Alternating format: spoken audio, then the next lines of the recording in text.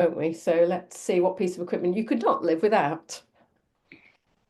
Well, that was a hard question because I'm not a tools hound. I don't have a lot of tools, and everything I have I really like a lot.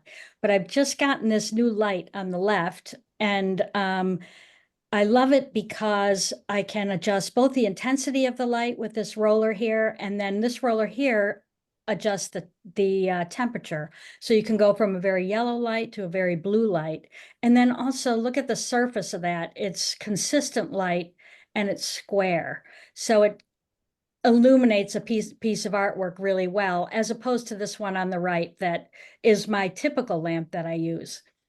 But what I'll talk about today is this XL executive knife that I first got from Jean Emmons. She gifted me one. You can see it's got a really good point, and it also has this little clicker here, so it's retractable. And the way I use this, since you probably couldn't do this on paper, but vellum is a pretty tough surface, I use it to make these little adjustments and highlights along edges. You can scratch in some veining that you missed out on originally.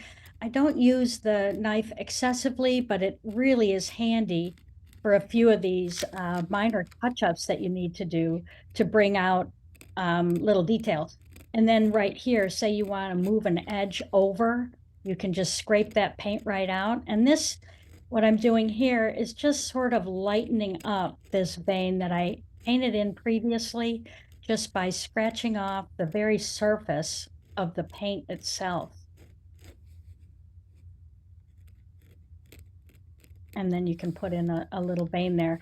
You can pop in little highlights with that pen, with that blade, and you'll see along here where I can just scrape in a little highlight.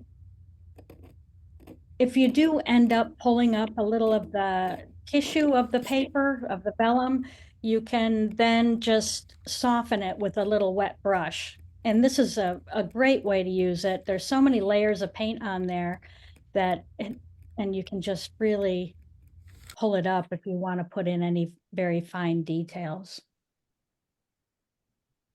So that's my executive knife.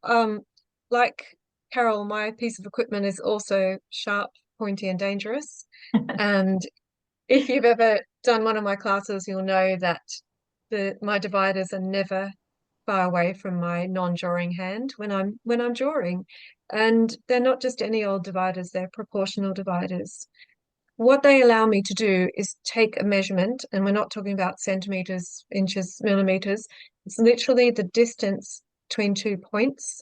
So you might be measuring the height of something, or the width of a petal, or the tip of one leaflet to another leaflet, and then transfer it immediately over to your drawing surface. So yes, they allow me to make really quick measurements of what I'm drawing. Now, they're especially useful in my work as a scientific illustrator, because I'm often working from flat herbarium specimens. So they're parts of plants that have been collected, pressed in the wild, then brought back and mounted on a herbarium sheet. So you can see in the left-hand side there, I've got the dividers set to, I think, 2. And I'm measuring the distance between the tip of that leaflet and where it joins the midrib, and then flipping over the dividers, and with the smaller end, I've instantly got half of the line that I was measuring. And in the figure you can see on the right, which is also in my book, the dividers are set. Now, Julia, I don't know if you can point out the little black mark. That's it. So you slide this piece of metal up and down inside, and you put here, I've put it onto 3. So you can see the black line lining up. Just up a bit. Yeah, there it is. That's right. And so with that small flower, by measuring it with the small end and then flipping it over, I get instant ×3 enlargement. Whereas with the seed pod on the bottom, I'm measuring it with the open end of the dividers, flipping it over, and I get 1/3 of its size. So they're a really useful tool. I'm a left-hander, so I'm always drawing with my left hand. So my pencil does not need to have to leave my hand. It's always in contact with the paper. And with my right hand, I'm doing the measurements. So it's a bit of an ambidextrous movement. But yeah, I didn't have them until I came to Kew, and then Christabel King introduced them to me, and I really could not live without them. Well, my piece of equipment, it's really both magnets and magnetic whiteboards, of which I have several at several different sizes. So I am mad about magnets. So for it, how would I use it? So for instance, when I'm working on a graphite piece, which I don't often do, but do enjoy, and you know, your hand gets it can easily smudge the graphite. Well, I like to use a couple of magnets to hold tracing paper underneath my hand so that when I put the pencil in contact with the surface, I can be sure there's no transfer of graphite. I've been working most recently on a lot of small paintings, as I mentioned, that are, I have these little dried specimens or even feathers. Now, you can see one of my magnetic whiteboards here, and even a feather can be attached with a magnet.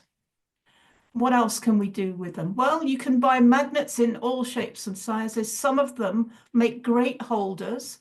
So you can put these little plastic test tubes into them and put your specimens in them, or you can even thread your specimens between two of them. And I have loads of little clips and hooks as well.